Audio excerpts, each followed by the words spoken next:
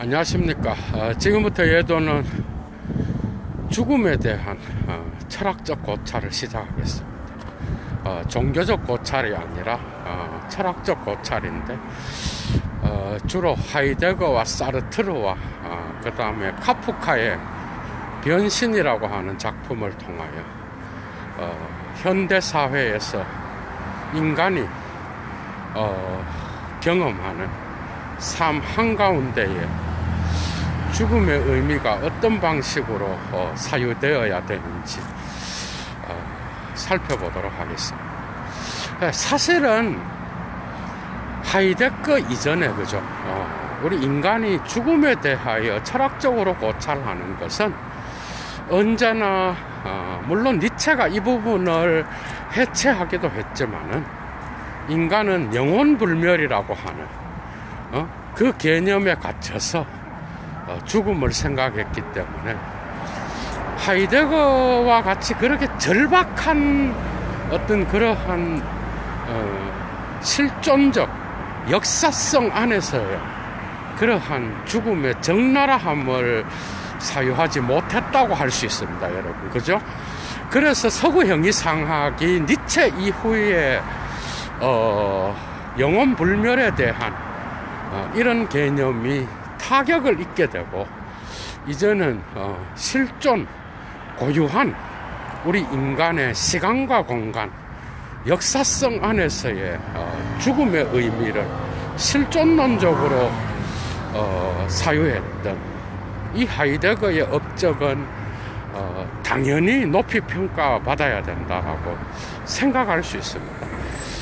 사실 우리는 종교로 도피했을 때에 이러한 죽음에 대하여 이러한 절박성을 천국이라든지 또한 더 나은 세계라든지 그런 쪽으로 환원시켜서 자기 자신에 대한 죽음을 깊이 고민하면서 살아있는 삶 한가운데서의 어떤 자기성을 제대로 생각하지 못하는 그러한 계기가 된다고 할 수 있겠죠.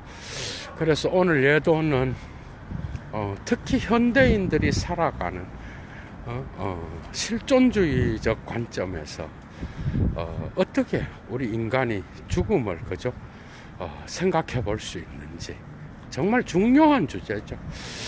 나이도 어린 예도, 이제 50 먹은 예도가 이런 강좌를 한다고 나이 드신 분들이 뭐라고 할지 모르겠지만, 어쨌든 철학자로서 예도는 오늘 이 점에 관하여 깊이 있는 통찰을 그리고 깊이 있는 그 다음 철학적 사고를 한번 해보도록 하겠습니다. 여러분,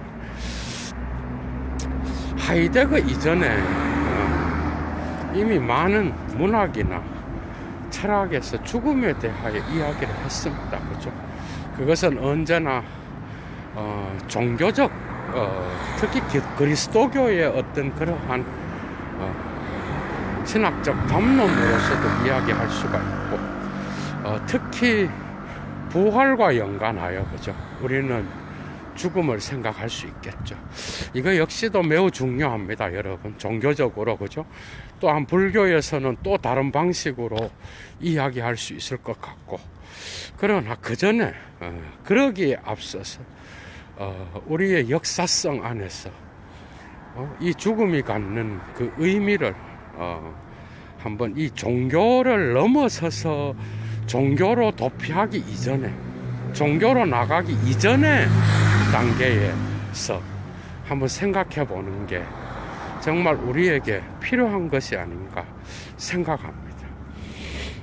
하이데거와 다르게 사르트르는 죽음을 타자의 시선과 연관시키고 있죠. 그죠? 하이데거는 자기 자신이 짊어져야 될 어느 누구도 대리할 수 없는 죽음의 고유성을 이야기했다면, 사르트르는 이에 반하여 대자적 존재는 언제나 대타적 존재와 관계 있고, 그죠? 이 대타적 존재는 우리의 죽음마저도 타자의 시선에 빼앗겨서 우리는 살아갈 수밖에 없다라고 하는 그러한 죽음을 이야기했다고 할 수 있겠죠. 그래서 우리는 특히 우리의 사랑하는 가족이나 부모님이 돌아가셨을 때 타자의 시선을 의식해서 우리는 장례식도 하고 우리 나름대로 그러한 다양한 종교 예식을 통하여 고인의 어떤 그러한 삶을 기념하기도 하고 기억하기도 하고 그죠? 그렇게 한다고 할 수 있습니다, 여러분. 그런데 어쨌든 우리 인간은 그죠? 죽음이란 무엇인가? 단지 생물학적 죽음, 심장이 멎고 그 다음에 어떤 질병을 통하여 인간의 육체가 그 생명을 다한 그런 상태로 그냥 생명이 죽은 것, 생명이 멈춘 것, 이것만을 갖고 인간은 죽음을 이야기하지 않는다는 겁니다. 이게 특징이야. 그러니까 단지 다른 생명도 죽고 동물도 죽고 심지어 오늘날은 사랑하는 애완견이 죽어도 장례식을 치르고 그 나름대로 기념을 하는 그런 시대인데, 어쨌든 인간의 죽음은 죽고 난 이후에도 예식 절차 이후에도 죽은 장소를 찾아가고 기념하고, 그 점에 그 사실 하나만 놓고 볼 때도 인간의 죽음은 결코 그죠?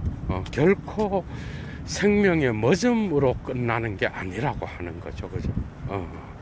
그래서 많은 다양한 죽은 이후에도 그 고인의 삶을 기억하고 그죠? 살아 있을 때의 그러한 그 행적과 그 다음에 그가 살았던 다양한 모습들을 우리는 기억할 수 있다는 겁니다. 그래서 우리는 이 현실 안에서 살아가는 데 있어서 언제나 죽음이 우리 가까이에 놓여져 있고 우리 가까이에서 목격할 수 있고 관찰할 수 있고 특별히 우리 곁에 있는 사람이 세상을 떠나면 정말로 많은 변화가 일어날 수 있는 계기가 된다고 할 수 있습니다, 여러분. 그래서 오늘 예도는 하이데거의 이러한 영혼 불멸을 통하여 종교적 어떤 그 죽음을 이야기하는 게 아니라 실존론적 관점에서 그죠? 죽음이란 것이 무엇인가? 라는 그러한 고민을 한 하이데거를 좇아서 오늘 이 강좌를 풀어나가 보도록 하겠습니다. 하이데거는 특별히 죽음을 불안과 연관시키고 있고, 죽음은 언제나 타인의 죽음이 아니라 나 자신의 죽음이라고 하는 거죠, 그죠? 타인의 죽음을 우리는 목격하고 그것을 통하여 장례식에 가서 거기에서 슬퍼하면서 애도를 할 수는 있겠지만 결국 인간은 자기 자신에 대한 죽음을 고민해 봐야 된다라는 거예요. 그러나 이 죽음은 어느 누구도 경험할 수 없는 경험한 자가 없는 거예요, 이 세계에는. 종교적 진리를 이야기하는 자도 단 한 번도 죽음을 경험하지 않고 위로의 차원에서 고인에 대하여 이야기하지만 결국 그건 역시도 어떻게 보면은 자기가 경험하지 못한 이야기를 늘어놓고 있다라는 거예요. 자, 죽음이라고 하는 것은 하이데거에 의하면 가장 고유하고 무연관적이고 그 다음에 건너뛸 수 없는, 능가할 수 없는 그런 가능성으로 묘사되고 있습니다. 가장 고유한 아이겐스트, 그 다음에 무연관적인 운배쥐클 힘, 그 다음에 건너뛸 수 없는, 능가할 수 없는 운위벌 홀바르, 위보 홀렌이죠, 그죠? 따라잡다, 추월하다, 능가하다, 뛰어나다, 이런 뜻인데, 이렇게 할 수 없는 메클리카이트, 가능성이라고 했어. 그러니까 첫 번째의 이러한 세 가지 특징을 통하여 하이데거가 말하려고 하는 것은 우리는 타인의 죽음을 보고 그 타인을 슬퍼하고 그 다음에 기념비를 세우고 장례를 치르고 그를 기념하여 특별한 표식을 세울 수는 있지만 그것은 결국 그 타인의 죽음이요, 나 자신의 죽음이 아니라는 거야. 그래서 죽음에 대한 의미를 하이데거는 본래성과 전체성과 연결시키고 있다는 겁니다. 본래성, 전체성과 연결시키고 있어. 인간은 태어나자마자 죽음을 향하여 달려가는 존재입니다. 그죠? 태어나자마자 죽기에 이미 충분히 늙어버린 그런 나이가 바로, 그래서 죽음을 어떻게 규정하든지 간에 아무도 나 자신이 언제 죽을지를 알지 못한다라는 거죠. 그게 신비고, 두 번째는 죽음의 문턱을 넘어선 자를 위하여 백날 슬퍼해도 그는 이미 더 이상 여기에 있는 현 존재가 아니라 이미 이 세상 사람이 아닌 다른 존재로서 여기에 있음을 넘어서 있기 때문에 그 슬퍼한다는 것 자체도 결국은 자기 자신을 위한 슬픔입니다, 여러분. 이해가 되죠? 고인을 위한 슬픔이 아니라 자기가 그 고인과의 관계에 있어서 생각해보고 그 다음에 또 어떤 추억거리가 있고 거기에 대하여 강한 어떤 의미를 가졌는데 갑자기 이 세상 사람이 아니고 보니 그것에 대하여 내가 슬퍼하고 괴로워하는 거지, 고인 자신을 위하여 내 슬퍼한다 그래서 고인이 그걸 알 리도 없다라는 거죠. 그 점에서 결국은 슬퍼하는 자 자신의 어떤 그러한 연관 안에서의 슬픔이지 고인 자신의 슬픔에 대한 거는 아니라는 거죠. 그죠? 그래서 우리는 어느 누구건 타인의 죽음을 죽을 수 없고 우리는 결국은 나 자신의 죽음을 죽을 수밖에 없는 거예요. 그래서 죽음은 우리 개인의 현 존재의 종말을 의미하는데 결국 이것은 실존적으로는 우리가 이것을 규정하지 못하는 거예요. 그래서 실존론적인 죽음을 생각해 봐야 되는데, 왜냐하면 실존적으로 하이데거가 죽었으면 그 책을 쓸 수가 없잖아.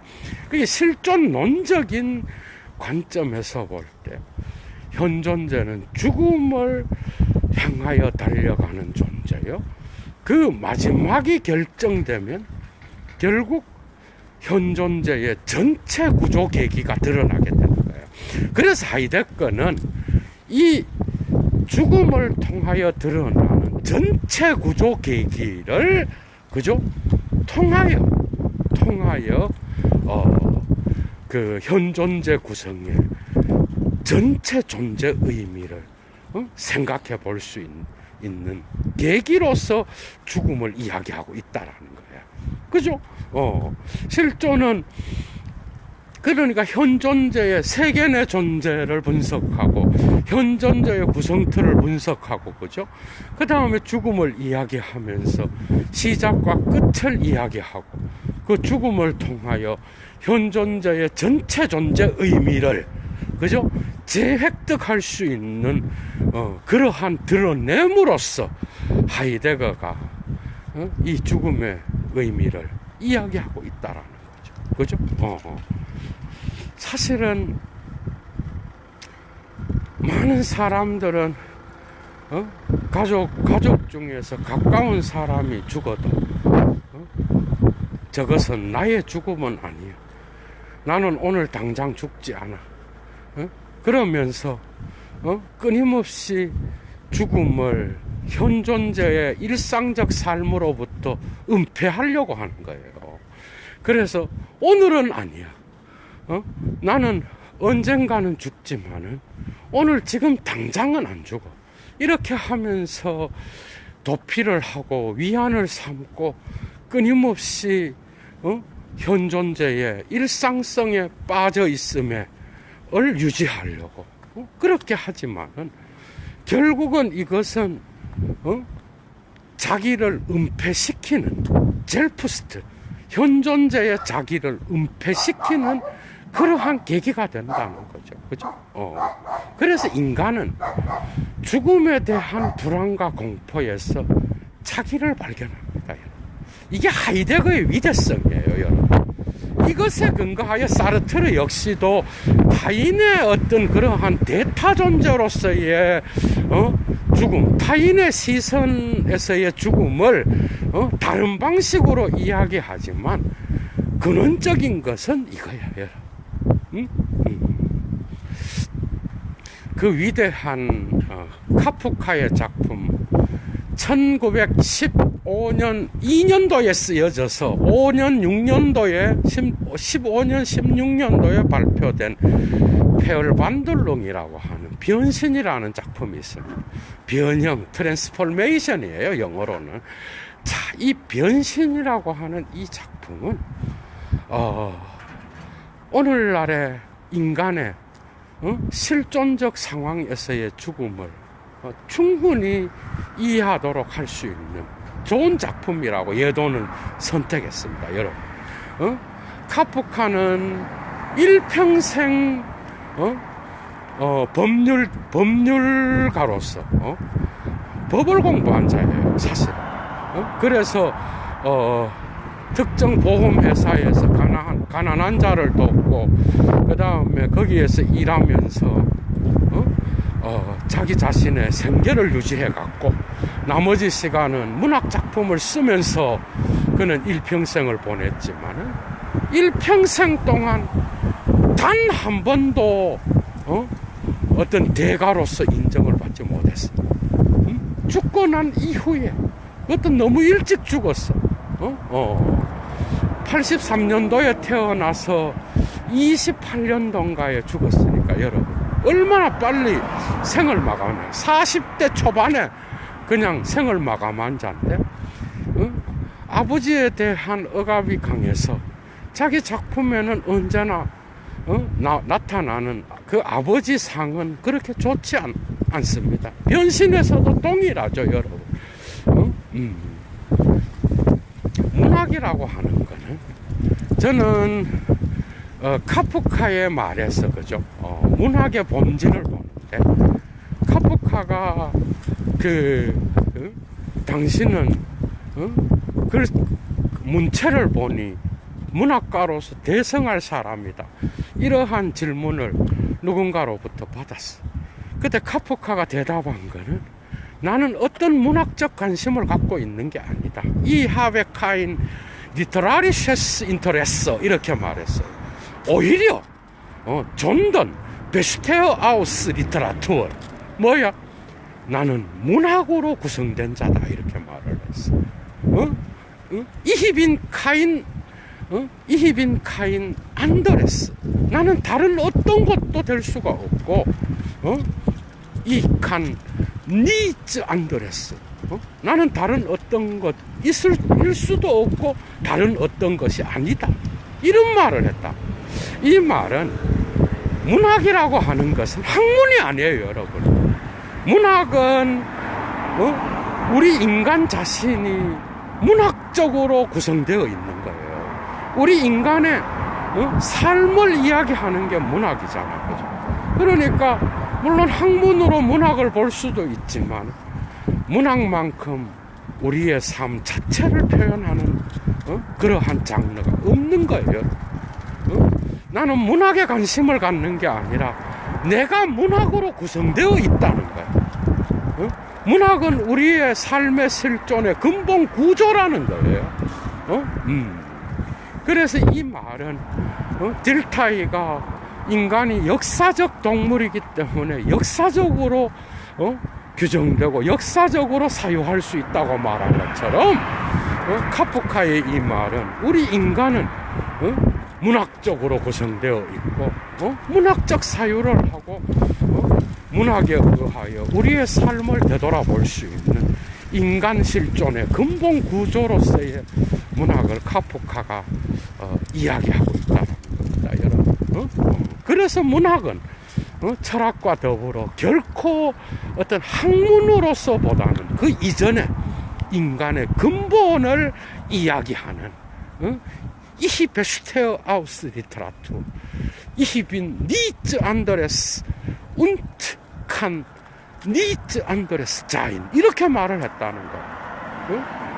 문학은 결코 관심사가 아니라 난 내 삶의 실존이 그것으로 구성되어 있다라고 말했던 그 카프카의 구성에 의하여 변신에서는 우리 현대인들의 그러한 고독한 실존적 죽음을 얼마든지 생각해 볼 수 있는 그런 작품입니다, 여러분.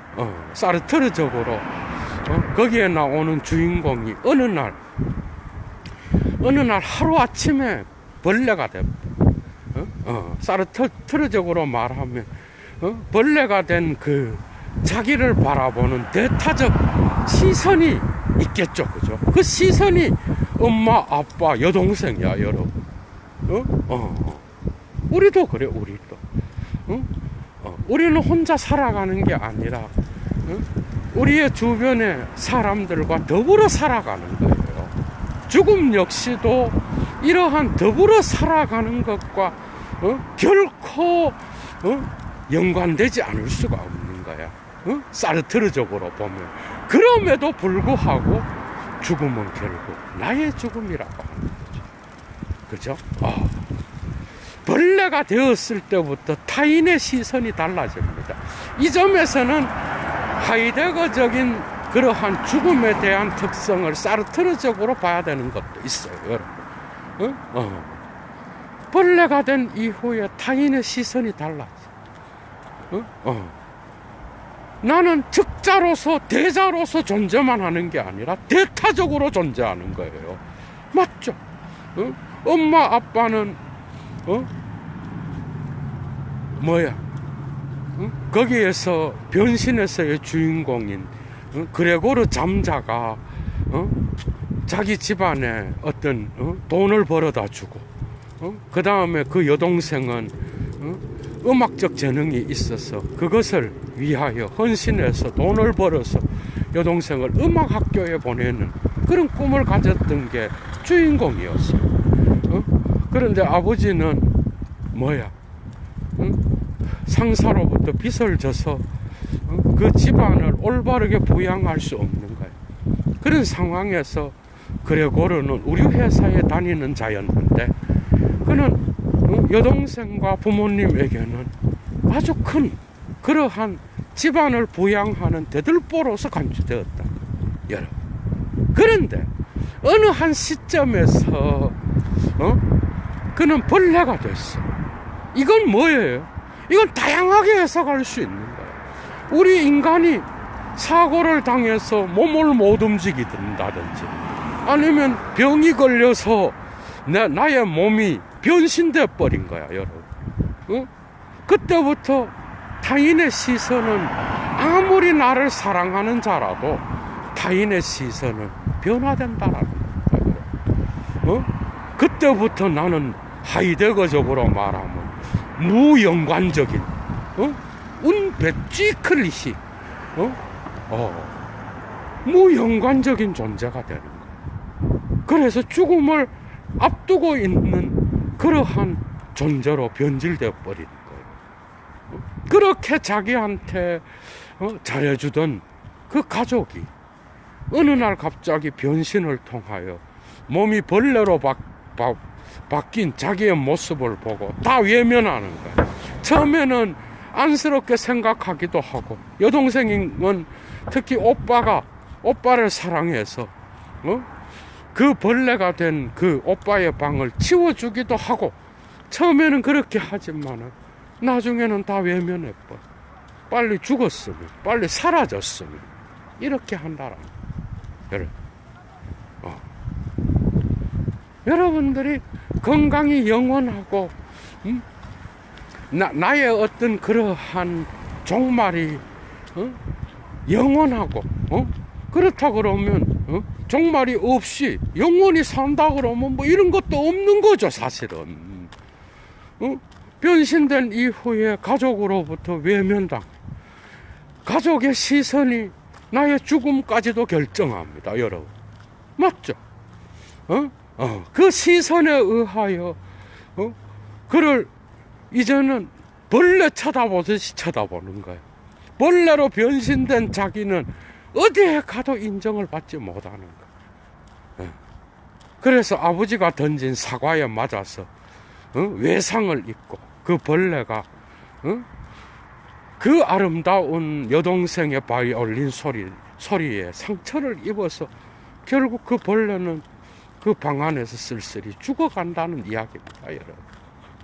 그 죽음의 즈음에서 나머지 가족들은 3명이 소풍을 가서, 나들이를 가서 미래를 기획하는 그러한 시점에 주인공은 죽음을 경험하는 거예요. 이해가 되죠? 우리 현대인들의 어떤 그러한 상황과도 비슷한 면이 있는 거예요. 이해가 돼?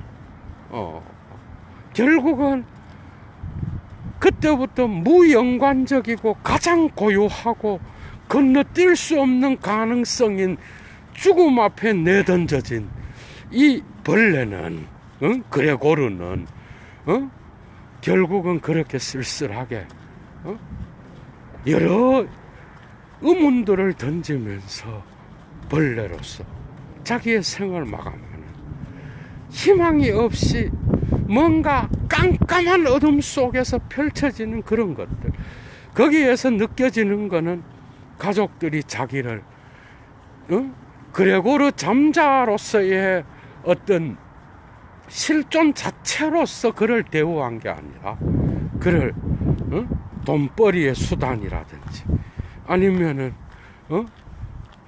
또 그가 갖고 있는 사회적 지위나 재산이나 능력에 의하여 그를 대했다는 것이 점점 더 소설을 읽어가면서 드러나는 거예요, 여러분. 이게 뭔 말이에요? 가장 내가 신뢰했고 내가 사랑했던 가족들조차도 처음에는 그렇지 않지만 벌레로 변신한 이후에 이 시간이 지속될수록 그는 그 연관성, 가족이라고 하는 베쥐클리히 연관성으로부터, 그죠? 쭈잔맨항으로부터 그는 점점 단절된다는 거야, 여러분. 이거는 이러한 변신이 가짜요, 그런 수준의 작품이 아니에요. 여러분들이 누구든지 벌레가 될 수 있는 거예요. 인간이라면 자기의 실존에 갇혀서 타자와 단절될 수 있는 거예요. 그러한 외면과 철저한 자기성, 그죠? 그래서 하이데거는 죽음은 각자성이다. 예마이니카이트. 죽음은 각기 그때마다 나의 죽음이지 타인의 죽음이 아닌 것이다. 그죠? 타인의 죽음에 대하여 애도하고 슬퍼할 수 있지만 결국 남는 것은 나의 죽음이 남아있게 되는 거예요. 결국 내가 직면해야 될 거는 나의 죽음이라는 거예요. 맞죠? 결국은 어느 누구와도 연관될 수 없는 가장 고유한 가능성, 그것으로서 타자의 시선이 아무리 나를 다르게 본다 하더라도 잠자와 같이 벌레로서 혼자 쓸쓸히 죽어가는 그 실존적 상황은 오늘날 우리 현대인들에게 결국 내가 짊어져야 할 나 자신의 어떤 그런 모습이 아니겠는가. 여러분, 이거는 도스토예프스키의 지하생활자의 수기에서도 좀 엿볼 수 있는 거예요. 우리가 이해가 되죠, 여러분. 자본주의는 끊임없이 우리 인간의 이러한 유한성을 무한성으로 바꿔놓습니다, 여러분. 그래서 착각하게 만들어요. 인간은 언젠가 자기의 끝이 있다라는 것을 끊임없이 망각하게 만들고, 끊임없이 자기는 영원히 살 것처럼 이 신천지의 세계에서 그렇게 자기 자신을 착각하게 만들고 자기를 보지 못하게 하는 거예요. 자기를 대면하지 못하게 하는 거예요. 그건 기만이죠, 여러분. 그래서 하이데거는 이러한 일상적 빠져있음의 어떤 그러한 기호로서 죽음을 보지 못하고 도피하는 인간들의 그러한 특징을 빠져있음으로 표현하고 있다라는 거죠. 비본래성으로 표현하고 있다라는 거죠, 여러분. 이것은 결국 자기 자신을 보지 못하게 하는 은폐의 상황이라는 거예요. 뭔 말이죠? 그레고르가 자기의 벌레가 된 자기 방을 넘어가려고 할 때마다, 그죠? 엄마 아빠가 경악하고 징그러워하고, 그 다음에 여동생의 바이올린 소리를 들으려고 방을 벗어나려고 할 때마다 그에게 다가왔던 것은 결국 자기가 있는 자리는 무연관적인 벌레로서 변신된 자기의 모습과 함께 있는 자기 자신, 여러분.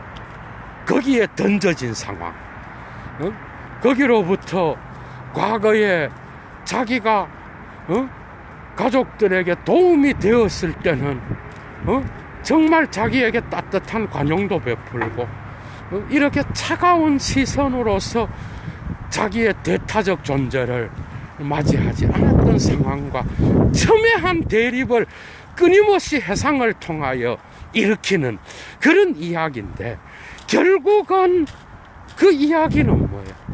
지금의 방 안에 홀로 던져진 자기의 모습은 과거의 모습과는 달랐다라는 이야기예요, 여러분.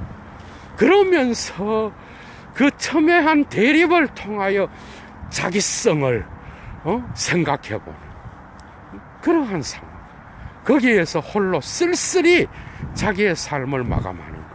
이게 바로 현대인들의 모습이 아니겠는가? 살아있을 때, 내가 돈이 있을 때, 내가 명예가 있을 때, 내가 권력이 있을 때, 그리고 내가 타인을 위하여 봉사할 수 있을 때, 그때는 많은 사람들은 나에게 관심을 가지기도 하고 내가 이 세계를 다 가진 것과 같은 착각을 일으킬 수도 있지만, 인간은 언제나 벌레와 같이 그 작품에서 주인공이 변신했듯이 인간은 언젠가는 그런 변신을 경험할 수밖에 없는 존재라는 거예요. 이해가 되죠? 나 역시도 그렇고, 언젠가는 건강하게 움직이던 다리가 말을 듣지 않아. 그리고 관절염이 오고, 또 내가 정신이 점점 투박해져서 치매가 올 수도 있고, 나이가 들면서 점점 노쇠해지는 그러한 육체의 모습을 보고, 그죠? 타자들은 점점 무연관적인 상황으로 자기를 내버려둔다라는 거, 여러분. 이러한 고유성 안에서 자기 스스로를 발견하고 이러한 마지막을 한번 생각해 볼 수 있는 이런 인간이 정말 현명한 인간이에요, 여러분. 그러면서 인간들은 보험도 들고 종교에 기의해서 자기의 죽음을 보장받았다라고 착각하지만 결국은 하이데거의 위대성은 이겁니다.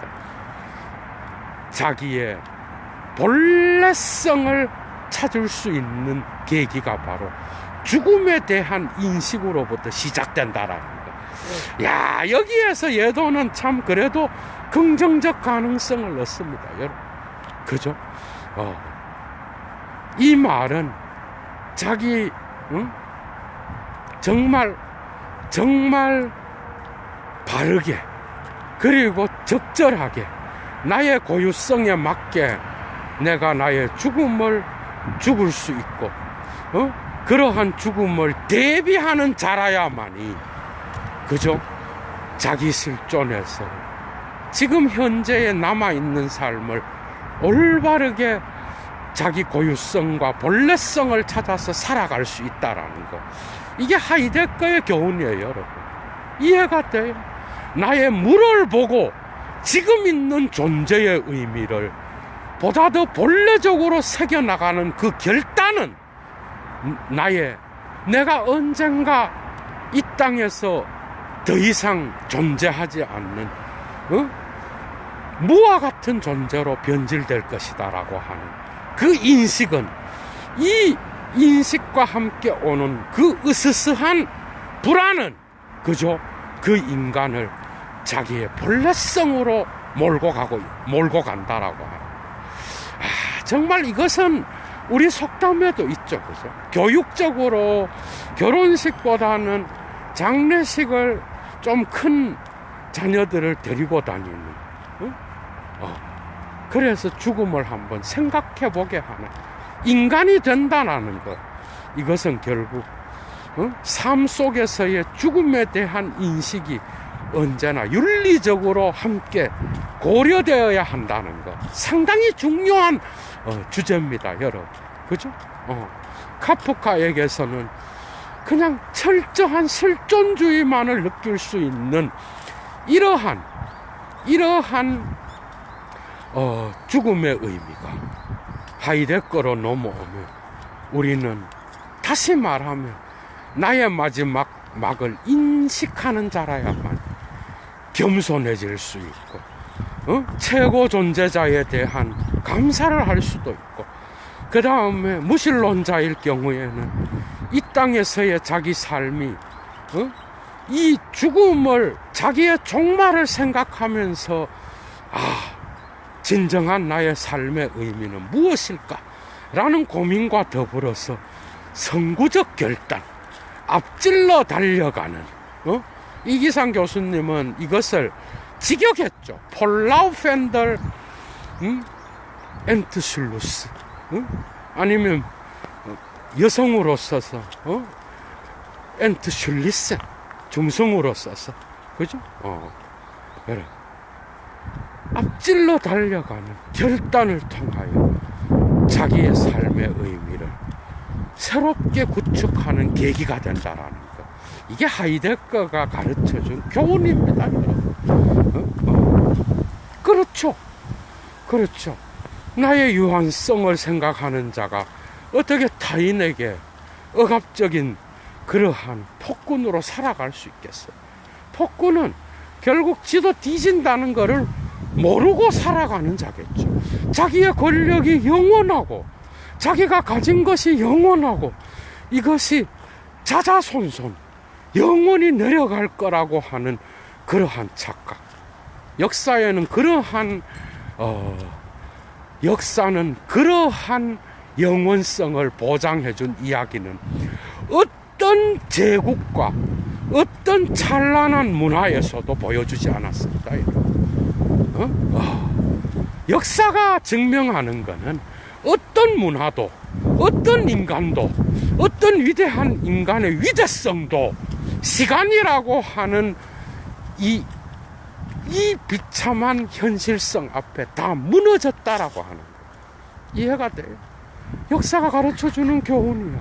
영원한 제국도 없고 영원한 영웅도 없고 영원한 그러한 찬란함도 없다라는 거예요. 차라리 대가리를 숙이고 겸손하게 그죠?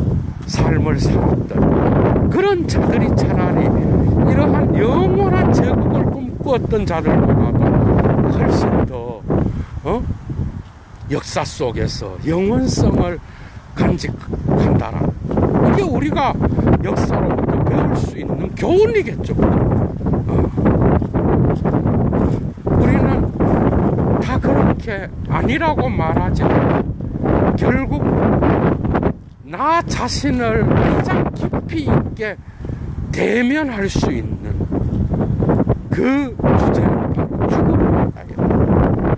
그렇죠. 정신분석에서 정신병자들이 아니면 정신적인 강박증을 가진다든지 편집증을 가진다든지 정신적 문제를 가진 자들의 문제점은 자신을 도피한다는 거예요. 여러분. 이해가 돼요? 이거는 정신분석학적으로도 타당한 거예요. 자기가 자기를 도피하는 인간이 병든 인간이에요, 여러분. 나는 더 이상 이 땅에서 나는 오늘은 아니야. 오늘은 나는 커피를 마실 수 있고 공부를 할 수 있어. 그렇다 그래서 무연관적이고 가장 고유하고 가장 극단적 가능성으로서의 죽음을 피할 수 있어요. 어느 누구든. 결국 그것을 내가 그 길로 가고 있다라는 건 확실한 거예요, 여러분. 그죠? 하이되거든 누구든. 그런 것들을 다 빼더라도 이걸 향하여 달려가면서 하이데거의 탁월한 점은 이 마지막을 생각할 수 있는 자만이 지금 현재의 실존론적 삶을 제대로 된 자기 자신의 고유성을 되찾고 자기 자신의 삶, 자기 자신에게 올바르게 직면하여 자기 자신의 삶을 기획투사하고 성구적 결단을 통하여 앞질러 달려가는 결단을 통하여 그죠? 자기의 삶을 정말 본래적 실존으로서 영위할 수 있다는 것. 마지막을 아는 자, 나의 마지막, 나의 유한성, 내가 인간이라고 하는 것을 아는 그 핵심적인 지름길은 다른 게 아니라 나도 언젠가는 나의 죽음을 죽어야 한다. 나 역시도 더 이상 이 땅에서 아닌 더 이상 존재할 수 없는 현존재가 종말을 고하는 그 마지막에 나 역시도 경험해야 된다. 이 인식은 결국 현재의 우리의 삶을 더욱더 절실하고 더욱 가치 있고 시간에 의해서 시간화되는 그런 삶이 아니고 내가 나의 실존에 나의 고유성을 갖고 나의 본래적 삶을 의미화시킬 수 있는 그러한 역전이 비로소 이러한 종말에 대한 인식으로부터 일어난다고 하는 거죠. 그래서 예도가 그렇게 불러줬어요. 카프카의 벌레가 된 인간과 같은 그러한 처지에서 우리는 언제나 종말을 맞게 된다. 물론 사고로 죽는 사람은 이런 것들이 조금 다르게 적용돼야 되겠죠. 결국 우리가 우리의 몸이 늙고 변신되었을 때 우리는 무연관적인 타인으로부터 따가운 시선과 더불어 짐으로서 다가가게 되고 결국은 그레고르 잠자와 같이 자기 방에 처박혀서 결국은 병실이든 병동이든 나의 방이 됐든 결국은 쓸쓸히 나의 고유성과 더불어 나의 삶을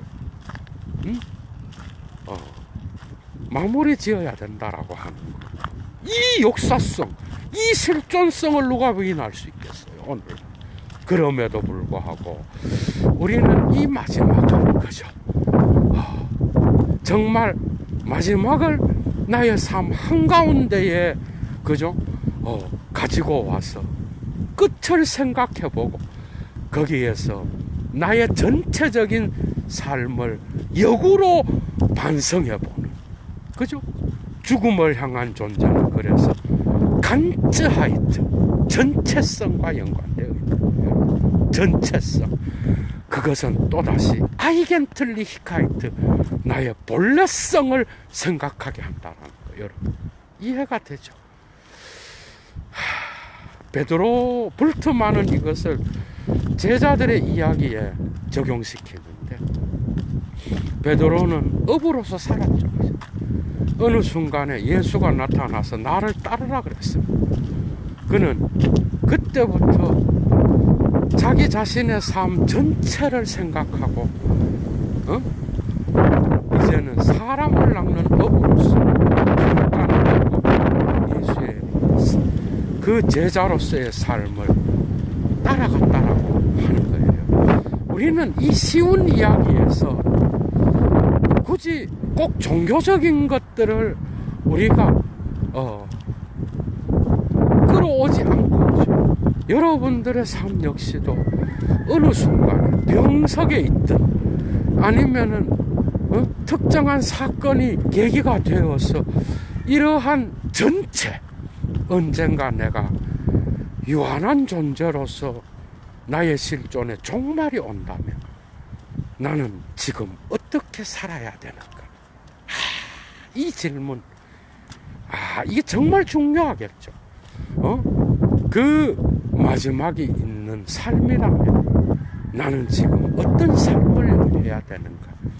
슈바이처 박사가 그 질문에서 그 마지막 종말론적인 예수의 메시지는 종말론적인 것. 결국 타자를 사랑하고 이 땅에서 그가 칸트 철학을 또 좋아했잖아. 그는 역사적 예술을 쓴 대가입니다, 여러분. 슈바이처는. 그런데 거기에서 그는 자기의 본래적 실존은 아프리카에서 그죠? 가봉인가 가나인가 그래요. 거기에서 자기의 어떤 일평생을 바치면서 물론 계속 산 건 아니지만 자기의 의료 산업을 통하여 자기가 일생을 보내는 게 바로 예수가 살았던 그 종말론적 삶과 삶의 자기의 고유성은 바로 그것이라고 생각했다라는 거죠. 그런 삶이 바로 나는 슈바이처가 선택한 삶이었다는 거예요, 여러분. 그죠?